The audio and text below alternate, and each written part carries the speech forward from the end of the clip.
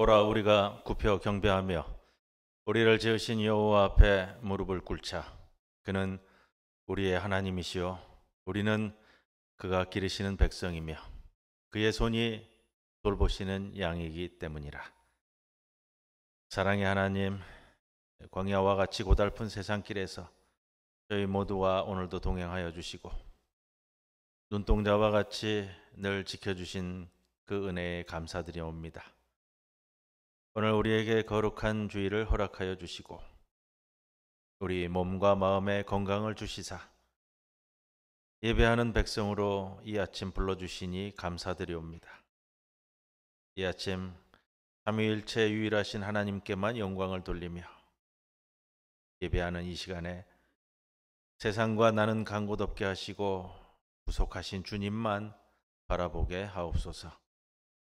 세상의 온갖 무거운 짐과 걱정과 근심을 내려놓게 하시고 넓으신 주님의 품에 안겨 평안과 안식을 누리게 하옵소서. 죽음을 이기고 부활하신 예수님의 이름으로 기도드리옵나이다. 아멘.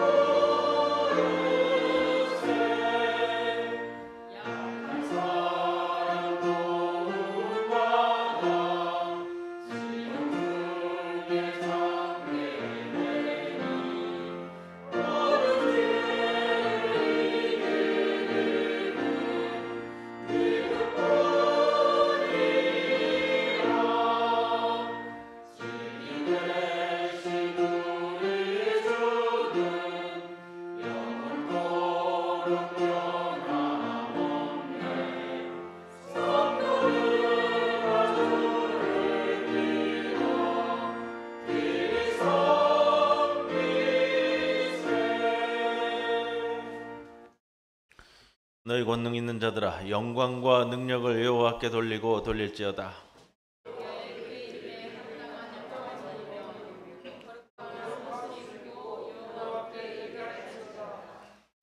여호와의 소리가 물 위에 있도다. 영광의 하나님이 우레소리를 내시니 여호와는 많은 물 위에 계시도다.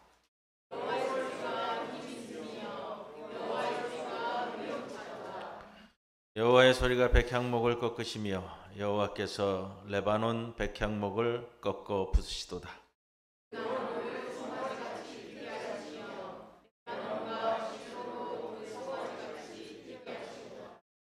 여호와의 소리가 화염을 가르시도다.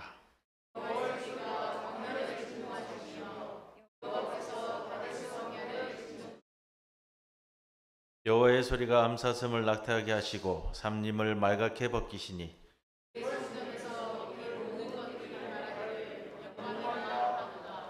여호와께서 홍수 때에 좌정하셨으며 여호와께서 영원하도록 왕으로 좌정하시도다.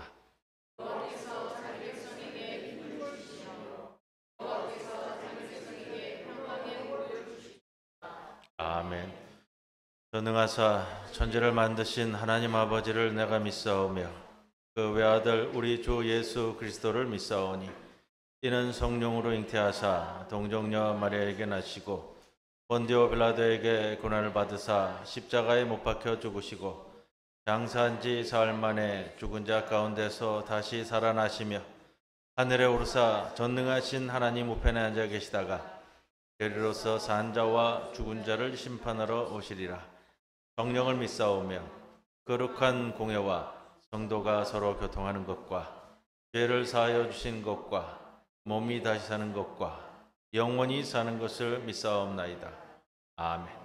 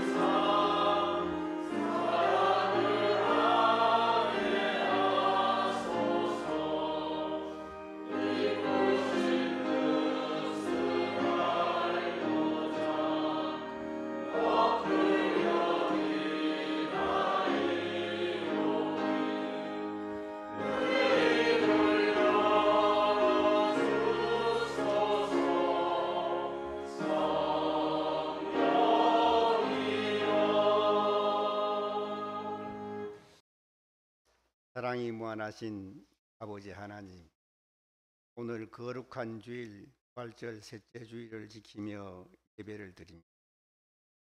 주님의 부활하심으로 우리에게 소망을 주시고 신이 감사합니다. 우리들의 삶의 모든 순간을 부활하신 능력을 힘입어 살게 하시고 어려운 일을 만날 때에도 부활하신 주님을 바라보며 희망과 용기를 얻도록 도와주시옵소서. 하나님 아버지, 이 나라를 살펴주옵소서. 대통령과 위정자들에게 솔로몬 왕에게 주셨던 듣는 마음을 주셔서 백성들의 소리를 바르게 분별하는 소명의식을 주옵소서. 그리하여 이 나라에 팽배해 있는 갈등과 분열이 이 나라 분열이 아니라 대화하고 타협하는 정치가 펼쳐지게 하시고 무엇보다 주님을 경외하게 하옵소서. 주님, 사랑하는 우리 중부교회 성도님들 항상 주 안에서 강건함을 주시고 말씀과 기도로 주님과 인격적으로 만나고 하나님의 말씀에 순종하며 주님 주시는 참된 기쁨을 누리게 하소서. 또한 우리의 마음이 잃어버린 영혼들을 품게 하시고 이들의 입술을 통하여 그리스도의 복음이 만방에 선포되게 하옵소서. 주님, 이 시간 여러 피치 못할 사정으로 함께 예배드리지 못한 건속들 주님 지켜주시고 저희와 같은 은혜의 시간 되게 하소서. 주님, 가료 중에 있는 강복단 권사님과 대할 치료 중인 전재경 선생 주님 권능으로 치유하여 주시어 속한 회복 주시기를 간절히 기도드립니다. 단위에 세우신 목사님 능력으로 함께 역사하여 주시고 우리를 은혜의 동산으로 인도케 해 주시옵소서. 주님, 거룩한 예배를 위해 은혜로운 찬양으로 준비한 성가대와 여러 모습으로 수고하며 봉사하는 모든 이들 축복해 주소서. 시간 저희들 마음과 정성으로 드리는 이 예배 주님 홀로 영광 받으시옵소서.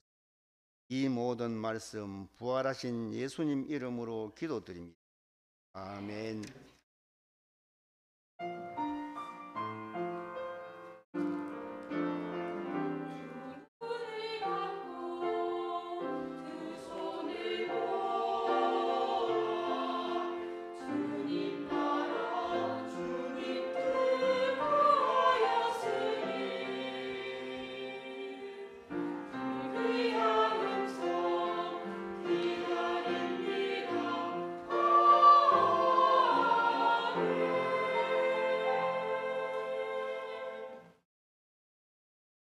오늘의 시편 말씀 1절에서 10절까지 여호와여 내가 주께 부르짖고 여호와께 간구하노니 그가 무덤에 내려갈 때 나의 피가 유익이 있으니 기도가 어떻게 주의 진리를 선포하리이까.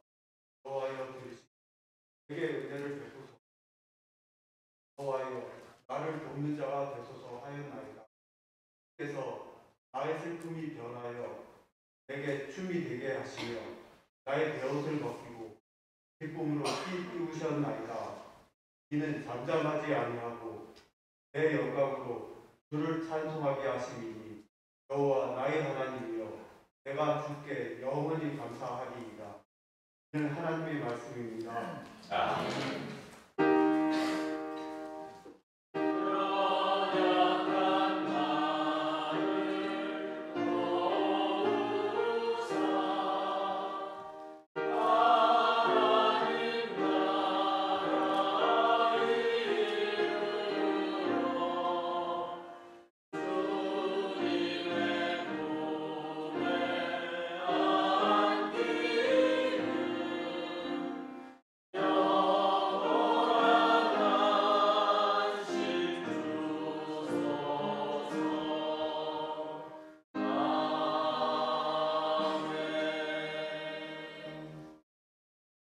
오늘 우리들에게 주시는 하나님의 말씀 요한복음 21장 1절에서 14절 말씀입니다. 그 후에 예수께서 디베랴 호수에서 또 제자들에게 자기를 나타내셨으니 나타내신 일은 이러하니라.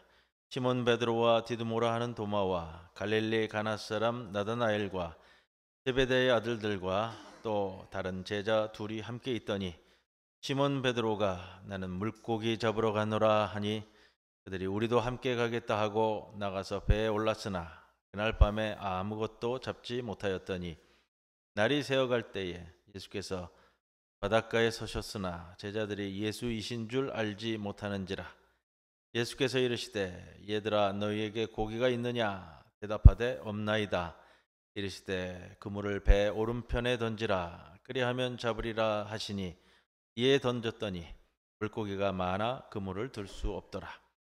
예수께서 사랑하시는 그 제자가 베드로에게 이르되 주님이시라 하니 시몬 베드로가 벗고 있다가 주님이라 하는 말을 듣고 겉옷을 두른 후에 바다로 뛰어내리더라.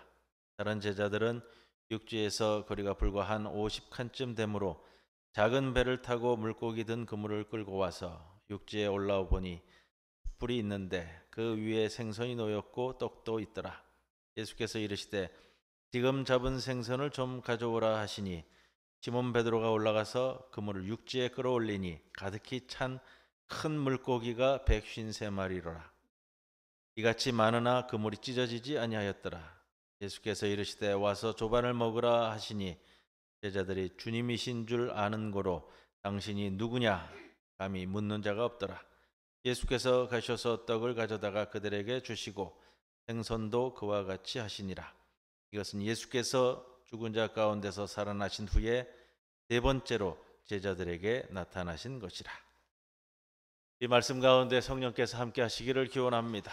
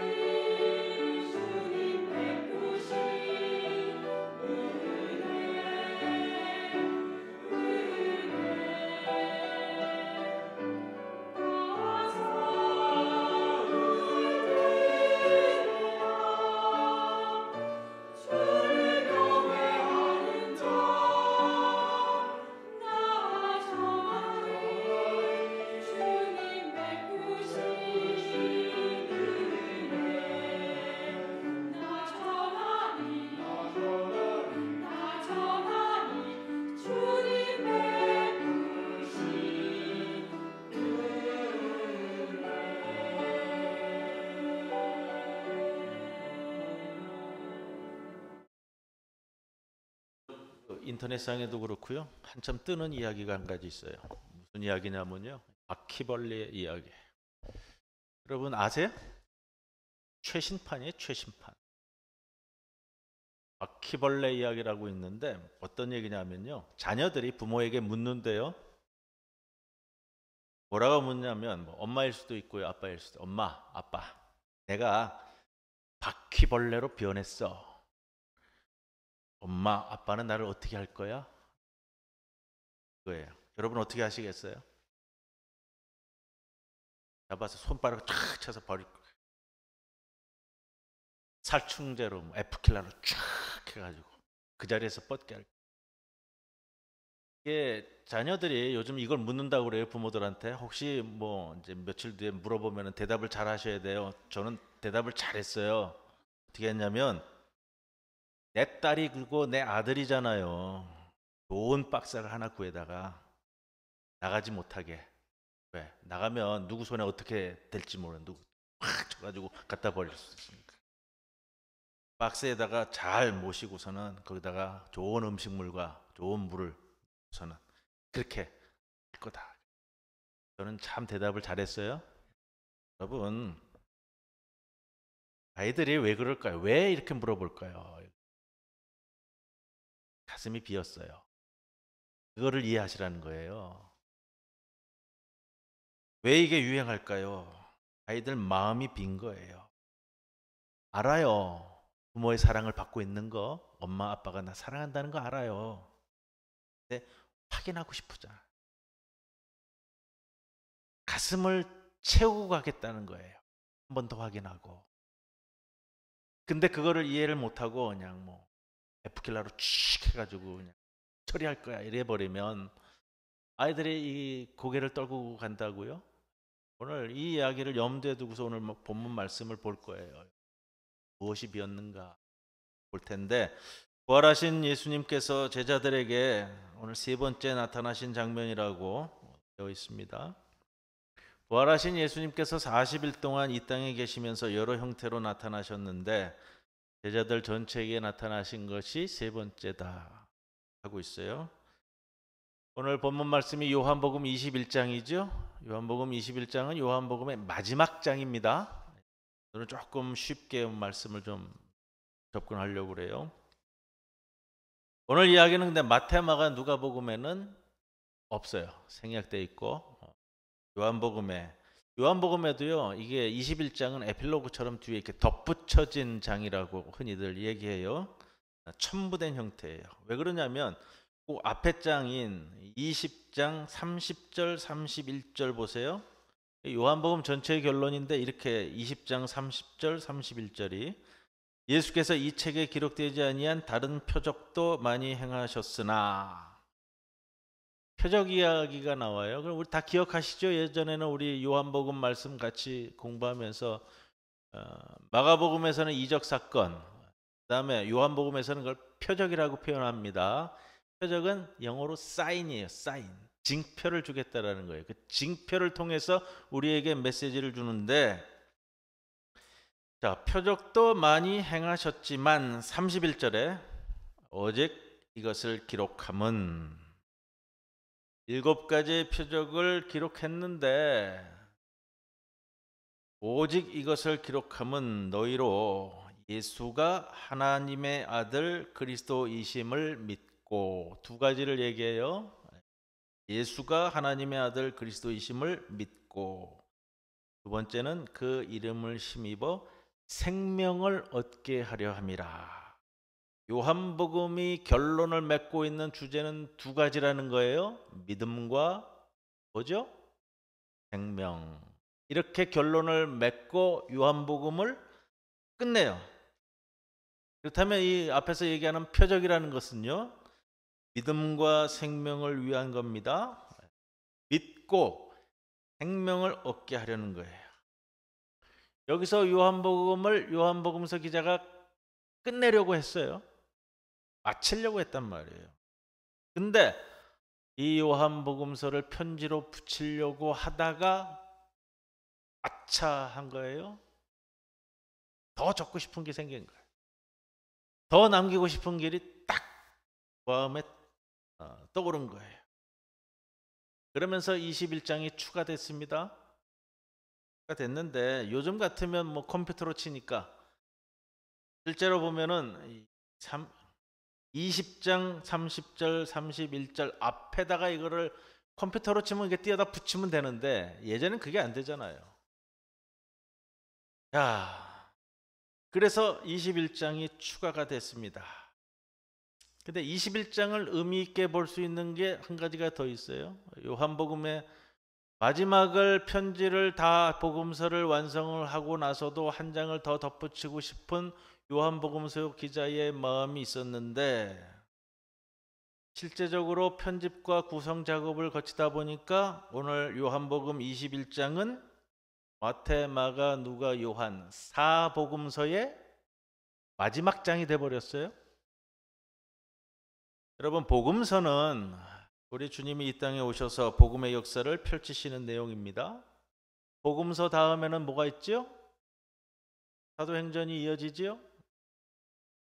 사도행전은 예수님이 펼치신 역사가 제자들에 의해서 온 세상에 펼쳐 나아가는 실천적인 역사를 기록하고 있습니다. 예수님이 십자가에 죽으시고 부활하신 것이 복음인데 이 복음이 온 세상을 실제적으로 변화시켜 나가는 과정, 그 전 과정을 사도행전에서 기록하고 있어요. 자, 그렇다면 편집상 복음서에서 이제 사도행전으로 옮겨가는 과정을 이어주는 다리 역할을 하는 것이 오늘 21장, 요한복음의 21장 역할이라 이겁니다. 물론 여러분 우리가 알죠. 누가복음서 기자와 사도행전 저자가 같은 사람으로 보기 때문에 누가복음서 마지막이 사도행전으로 이어집니다. 이 말씀은 제가 수차례 드렸고요. 그런데 더 큰 걸 볼 수 있는 거예요.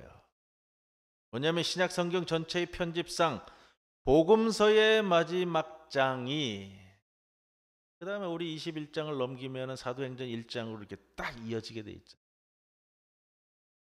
더 큰 걸 봅니다. 기가 막히게 이어지는데 이게 상당한 의미가 있는 거예요.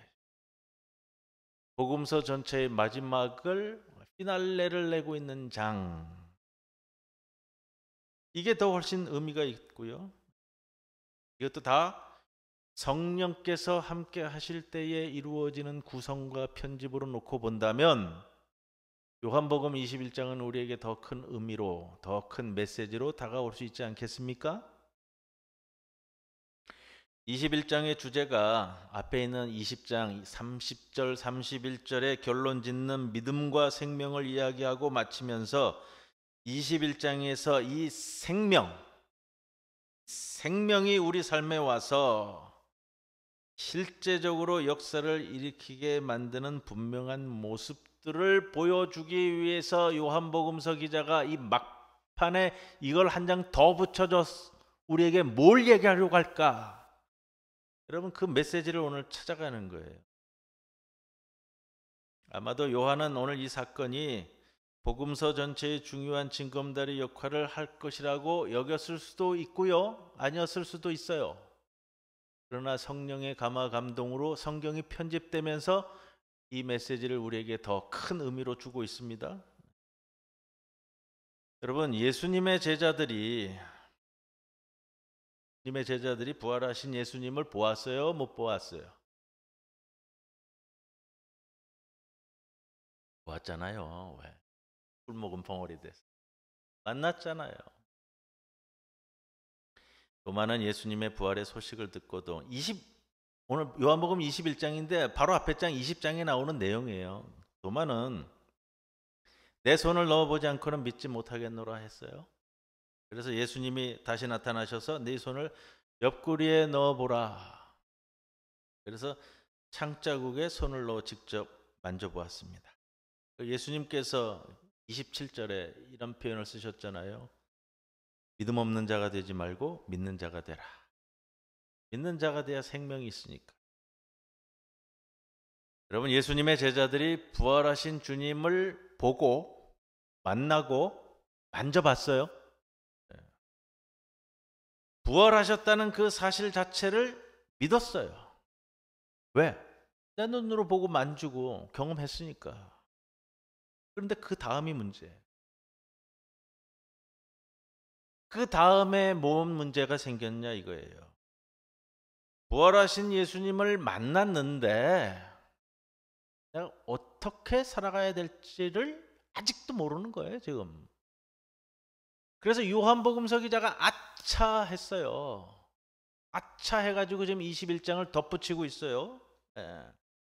어떻게 살아야 될지 모르다 보니까 그냥 옛날로 다시 돌아가 버린 사건이에요. 오늘 21장에 오면 2절 말씀 보세요. 오늘 제자들이 거명되는데 무덤까지 달려갔었던 베드로, 손가락까지 창자국에 넣어봤던 도마, 그리고 나다나엘, 세베대의 아들들, 또 다른 제자 둘. 세베대의 아들들은 야고보와 요한이고요. 또 다른 두 제자 이름은 나오지는 않아요. 나오지는 않는데 추측한데 안드레와 빌립일 거라고 추측을 해요. 왜냐? 갈릴리 사람들이니까. 이렇게 되어져서 인원이 몇 명이죠? 네, 7명이에요. 주보표지 보세요. 주보표지. 제가 이거 고르느라고 힘들었어요. 한 주간 동안. 왜냐하면 예수님께서 처음 제자들을 갈릴리 바다에서 나왔던 그 장면은 성화가 많아요. 그런데 이 마지막 장면에 153마리의 물고기를 잡는 이 장면을 성화하는 드물더라고요. 그런데 이 그림을 그린 이 화가가 이름도 거기 있습니다만 잘 캐치를 했어요. 7명을 그대로 실었죠. 그리고 그물을 내린 것을 오른편으로 해서 이 그림 성화를 그렸어요. 참 그 오래된 그림인데 참 멋지다 라는 생각을 해봤습니다. 제가 복음서를 하면서는 주보표지를 계속 이렇게 성화를 올리는데 그림을 통해서 우리에게 주는 것, 그리고 뭐 500년 전일 수도 있고요. 어떨 때는 1000년 전에 그려진 그 그림들을 어떤 신앙과 신학을 가지고 자기 그림에 녹여내고 있는가, 이거 보면 우리가 더 많이 알고 더 잘 알고 더 신앙이 깊다라고 도저히 얘기할 수 없는 그런 모습들을 저는 항상 느낍니다. 가롯 유다 빼고 11명이죠? 7명이 언급되고 있어요. 그러면은 우리가 상징성 이야기할 때, 숫자로 상징성 이야기할 때는 여러분 탁 떠오르잖아요. 원래 시브리 전통에서 완전수 그러면 12를 얘기해야 되는데 가롯 유다가 빠져버리니까 11명으로 언급을 할 수 없으니까, 물론 갈릴리 사람 7을 생각을 한다지만 그 다음에 완전수라고 얘기할 수 있는 7명의 제자들을 지금 등장을 시키는 거예요. 이렇게 딱 떠오르셔야 돼요. 이제 저하고 말씀을 함께 하셨으면 이름상으로도 이들이 핵심 멤버잖아요.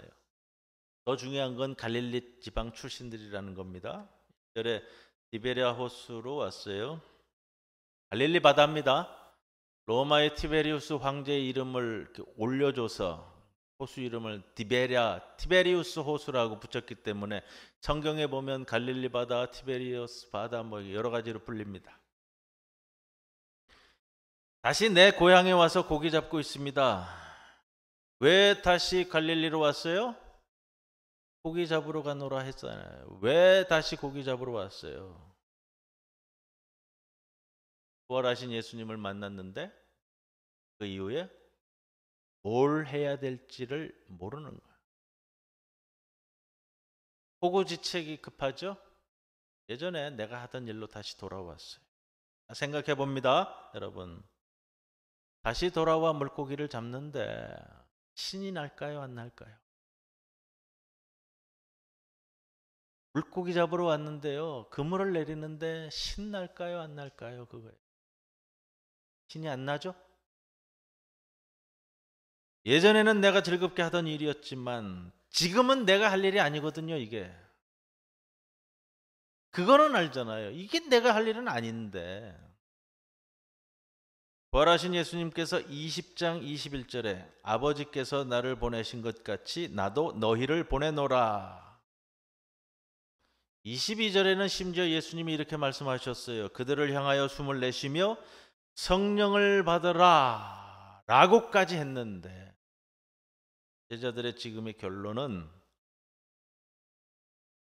이 시간 이 자리에서도 내가 뭘 해야 될지 모른다는 거예요. 오늘 말씀이 이걸 살펴보고 요한복음서 기자가 마음이 급해졌어요. 마음이 급해져가지고 21장을 덧붙여가지고 요한복음에 이 하나로 완성하는데 이렇게 간다고요. 여러분, 오늘 갈릴리 바다에 다시 와서 물고기를 잡고 있는데 공교롭게도 고기가 안 잡혀요. 7명이나 동원되고 있는데 고기가 안 잡히는 거예요. 우리 예수님께서 5절에 말씀하시죠. 얘들아, 이게 뭐 사랑스러운 표현인데 아마 번역을 이렇게밖에 할 수 없어서 이렇게 한 것 같아요. 얘들아, 너희에게 고기가 있느냐. 4절에 보면 날이 새어갈 때 밤새 아마 그물을 내린 것 같습니다. 예수께서 바닷가에 서셨으나 제자들이 예수이신 줄 알지 못하는지라. 제자들이 예수이신 줄 알지 못하였다. 여러분, 제자들이 부활하신 예수님을 처음 만나는 거 아니죠? 요한복음서 기자가 지금 그 심령으로 이 글을 쓰는 거예요. 처음 만나는 거 아니에요. 몇 번째인지는 14절에 예수께서 살아나신 후에 3번째 제자들에게 나타나셨다. 제자들은 7명이나 됐는데 예수님을 보고도 예수님이신 줄 모르고 있어요. 문제가 발생한 거잖아요, 지금. 교회에서도 그래요. 가끔 유심히 살펴보면 그런 분들이 계세요.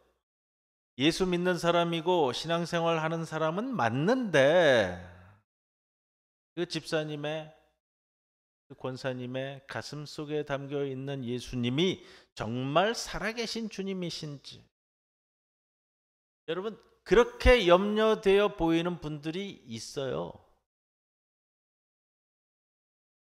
제자들이 왜 예수님을 못 알아봤을까요? 부활하신 예수님의 말씀도 들었어요. 20장까지. 성령을 받으라는 말씀도 들었어요. 그래서 이 제자들 7명, 예수님의 부활을 모르는 거 아니고요, 못 믿는 것 아닌데, 예수님의 그 부활 사건이 내 삶 속에 들어와서 내 인생을 주도하고 있지 못할 때 발생하는 일이라는 거예요, 이게. 부활을 믿어요. 보았어요. 말씀을 나눴어요. 예수님을 만났어요. 그런데 그건 그거고, 여러분, 그건 그거고 내 마음에 차 있지 않아요. 내 마음이 비어 있다라는 거예요. 누가요? 우리 주님이 내 마음에 차 있지가 않아요. 그러니까 예수님의 부활은 어느 정도 믿는지 모르지만, 그래서 내가 믿고 예수님을 아는 사람인 것은 분명한데 그 부활하신 주님이 지금 내 삶을 주도적으로 움직여 가지를 못하고 있다는 거예요. 뭐가 뭔지 모르는 거예요. 뭐가 뭔지. 실제로 내 삶의 현장에 이 주님이 내 곁에 계시지만 계신지 안 계신지도 모르는 거예요. 때로는 주님이 내 마음속에 말씀하시지만 들어도 듣지 못하고 깨닫지 못하고, 이런 경우가 얼마나 많은지 몰라요. 그러니 제자들이 오늘 본문 말씀에 예수이신 줄 알지 못하다. 부활하신 주님을 내가 만나고 깨달았으면 주님으로 내 마음에 심령이 가득 차고 채워져 있어야 되는 겁니다. 눈을 떠도 주님 생각, 밥을 먹어도 주님 생각, 이 일을 해도 저 일을 해도 이렇게 가야 되는 게 정상인 거예요. 여러분, 오늘 아침에 눈 딱 뜨면서 제일 먼저 뭘 생각했어요? 첫 생각이 드는 것이 내 마음을 좌지우지하고 있는 거죠.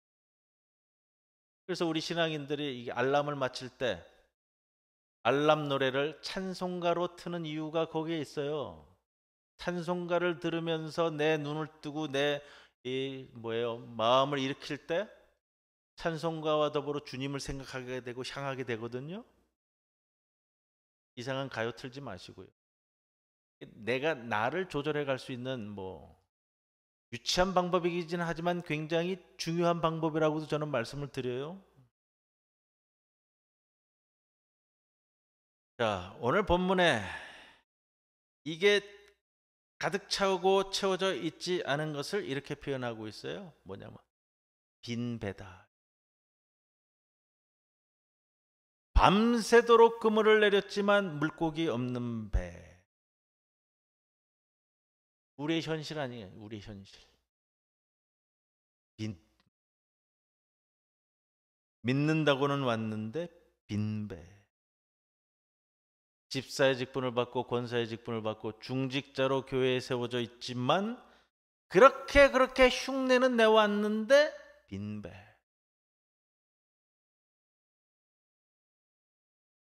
우리 주님이 여기에서요, 몰라서 묻는 게 아니고요, 아시고도 물어보시는 거예요. 5절에 애들아, 너희가 고기가 있느냐?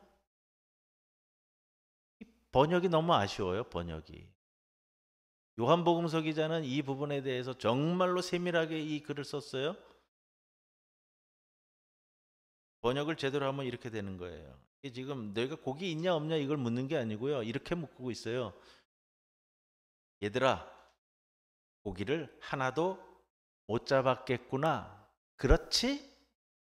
이렇게 반문하는 어조로 원문은 되어 있더라고요. 이걸 굉장히 많이 짚는데도 이게 안 고쳐지는 거예요.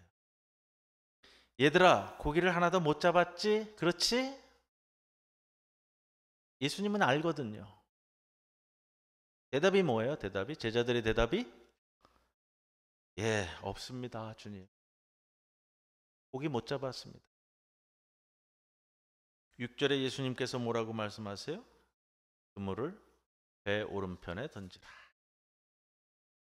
처음 제자들을 부르실 때, 갈릴리 바다에서 제자들을 처음 부르실 때와도 흡사하잖아요, 장면이. 밤새도록 그물질을 했어요. 그리고 동토오는 새벽녘, 아침이 되었습니다. 아무것도 잡지 못한 상황이에요. 그물을 다 거두고 철수해서 돌아오는 장면이고요.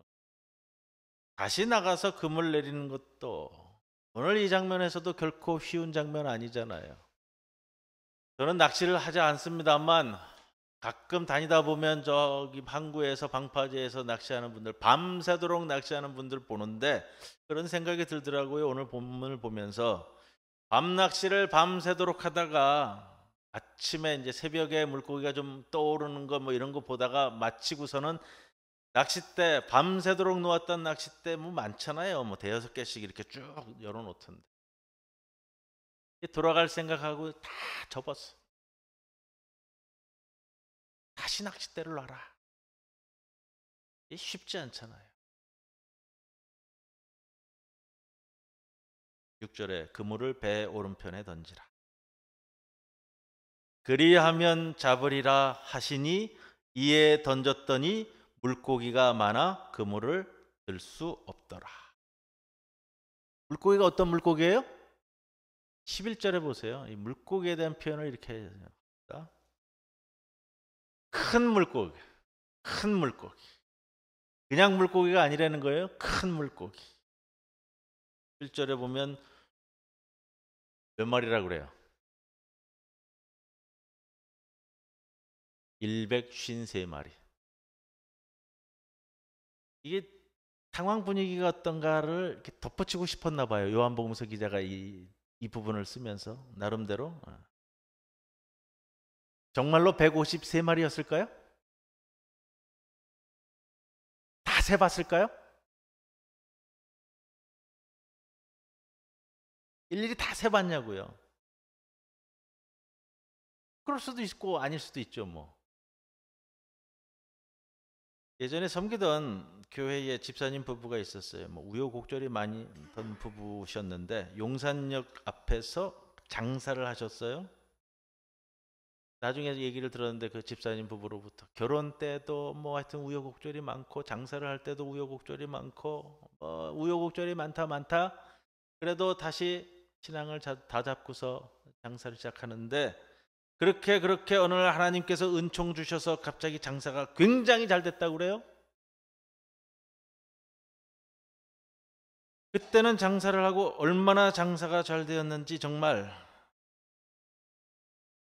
요즘처럼 이렇게 카드 긁는 거 없을 때예요. 다 현금 장사할 때.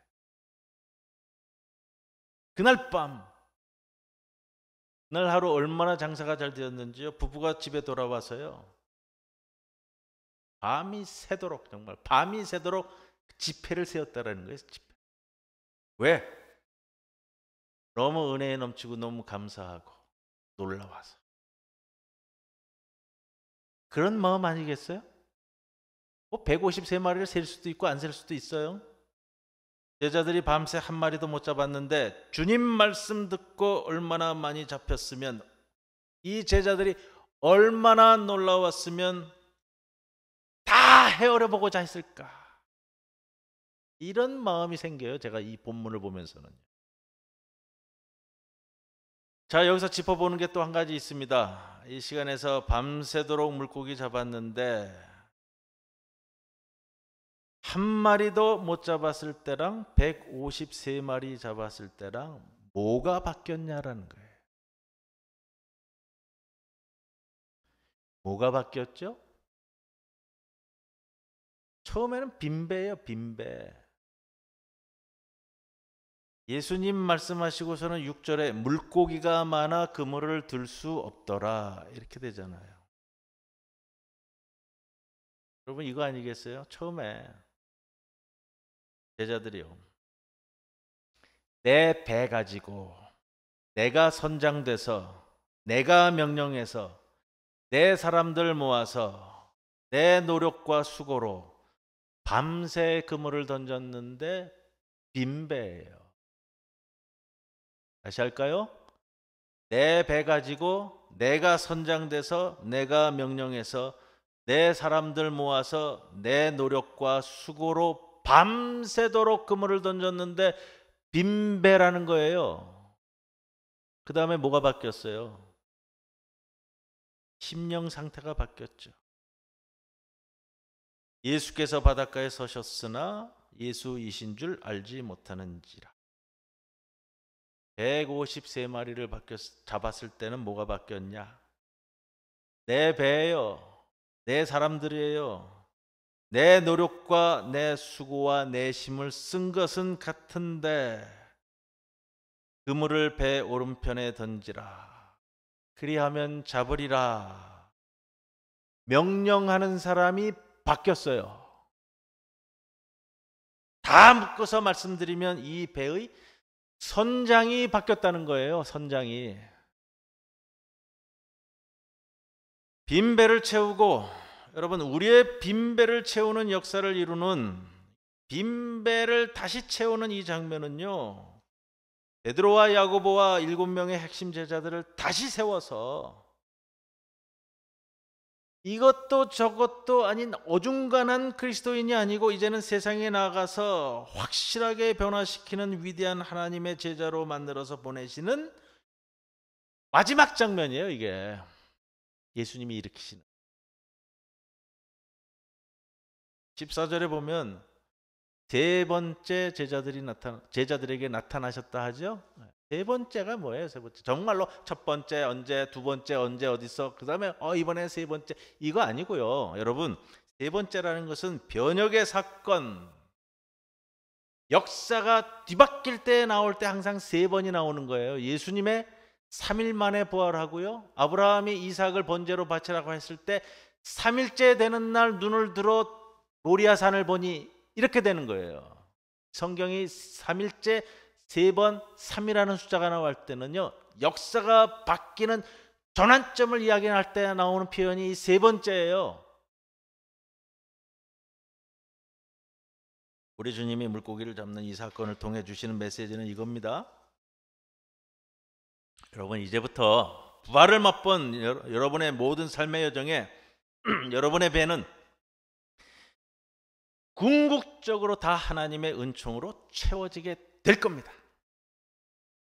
그런데 이제부터 나가서 가난 곳곳마다 하나님의 권능으로 하나님 주시는 열매와 역사로 너희들의 배가 채워지기를 원하면 오늘 이 순간에 너희들의 배가 어떻게 채워졌는지를 잊지 말라는 중요한 메시지예요.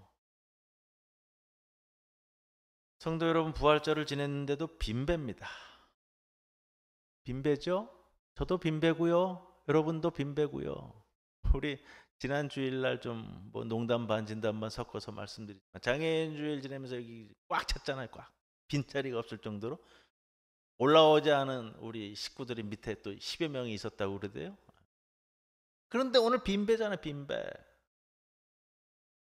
때로는 하나님께서 우리의 여정을 지나게 하시면서 우리 삶을 다 빈배로 만드실 때도 있습니다. 그러나 빈배로만 우리 인생 여정이 그렇게만 끝나지는 않는다는 겁니다. 이 말씀 붙들고 나가셔서 하나님의 은총으로, 역사로, 열매로 가득 채우시기를 바랍니다. 하나님 채워주실 줄로 믿습니다. 여러분 나가셔서 여러분의 빈배를 채우시는데 그럼 뭐가 가장 필요할까? 돈이 필요할까? 지혜가 필요할까? 인맥이 필요할까? 명예가 필요할까?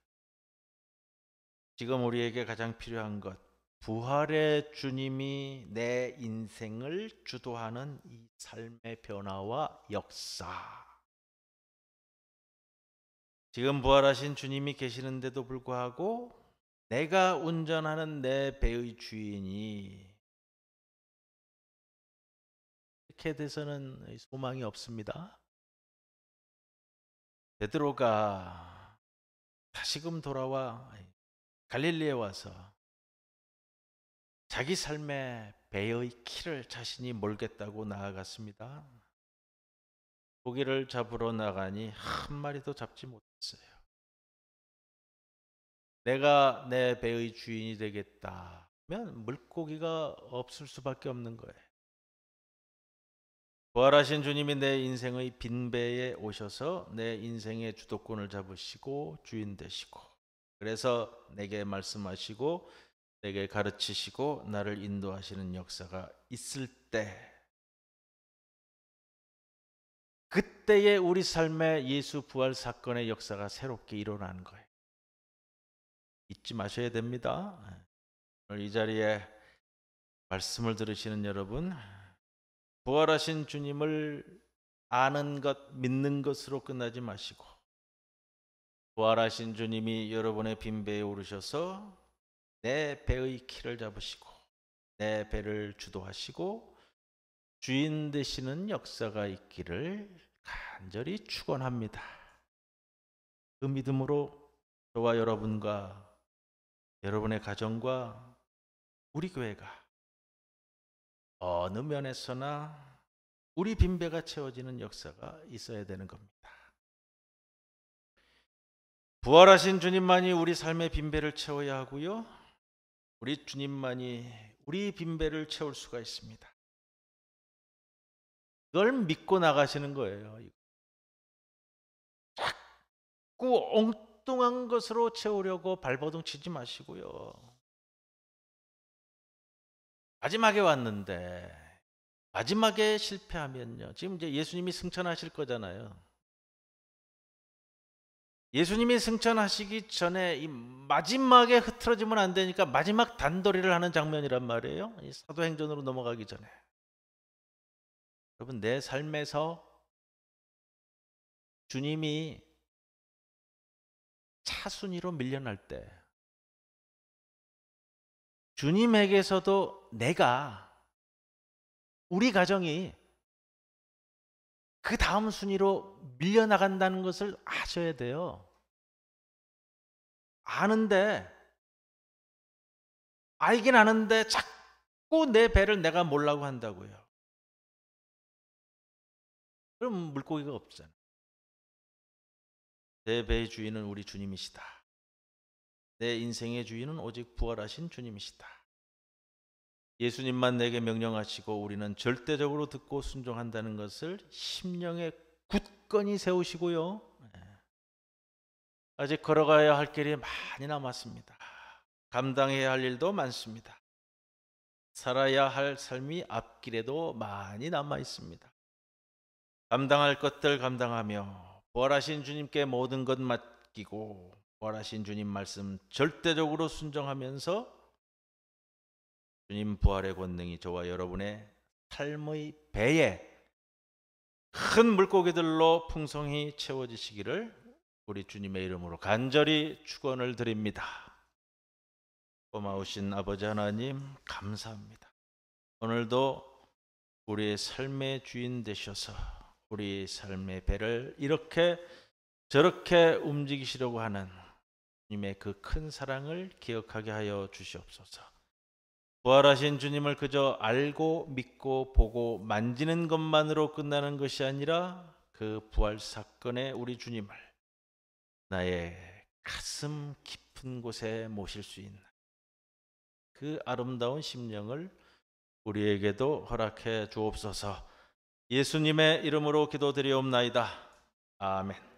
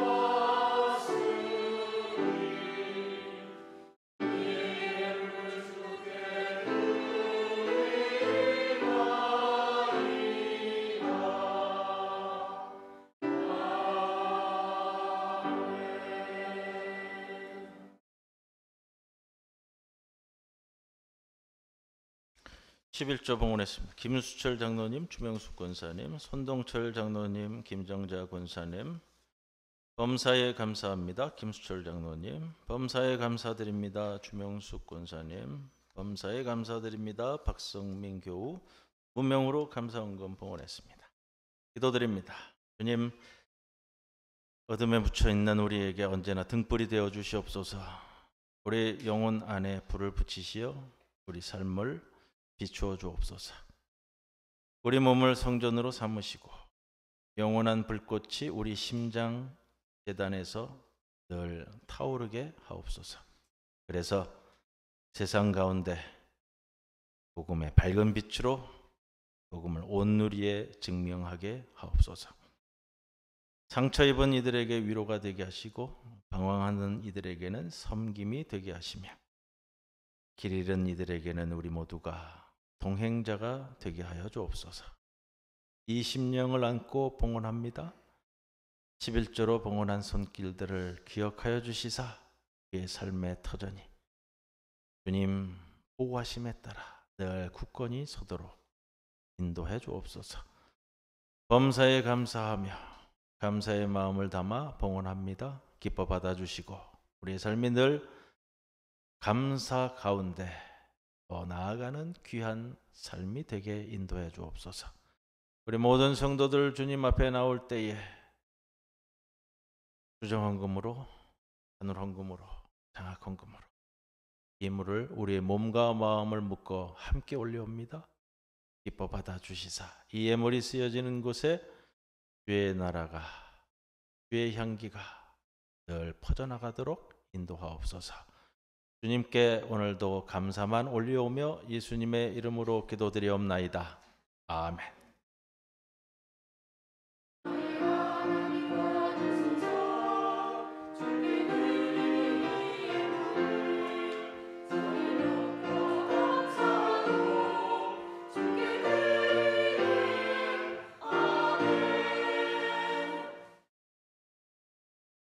출장 오셔서 예배 참석. 우리 방문객도 계십니다. 주님의 이름으로 환영합니다. 예. 우리 앞뒤 옆에 계신 분들과 함께 인사 나누겠습니다. 주님의 평안을 빕니다. 주님의 평안을 빕니다. 주보에 있습니다. 광고를 참고해 주시고요. 수요 성경 강해 누가복음을 해왔습니다. 이번 수요일 날 73번째로 마지막 24장을 마치게 됩니다. 73번 참 많이 해왔어요. 마치고요. 그 다음부터 5월부터는 욥기 강해를 시작을 하려고 합니다. 욥기는 저에게도 굉장히 도전이고요. 네, 해보고 싶었어요. 욥기를 어떻게 접근해서 갈 것인가. 단순한 문제가 아니다. 뭐 좀 몇 주간 좀 살펴보았는데 단순하게 뭐 고난 가운데 인내했더니 나중에 축복받았다. 이런 인과응보적 접근으로 해버리면은 이제 1차적인 걸로 끝나버리니까요.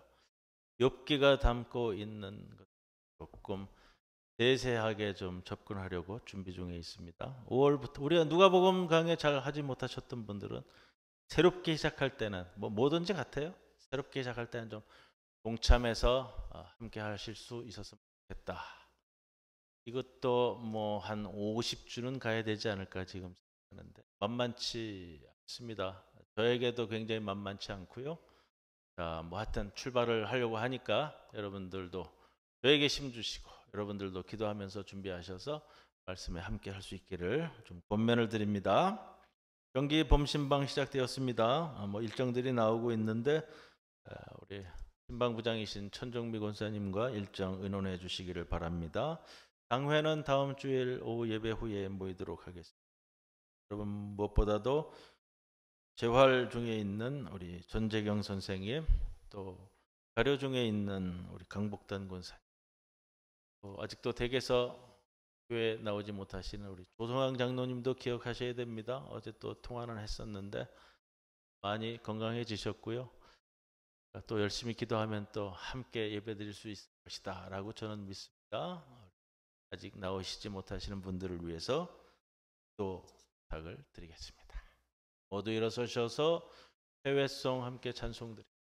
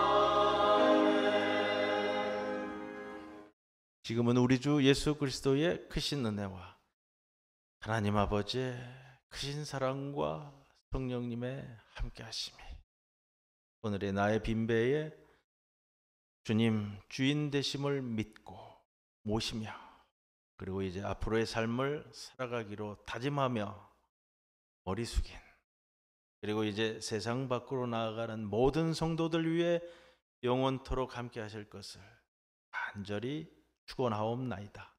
아멘.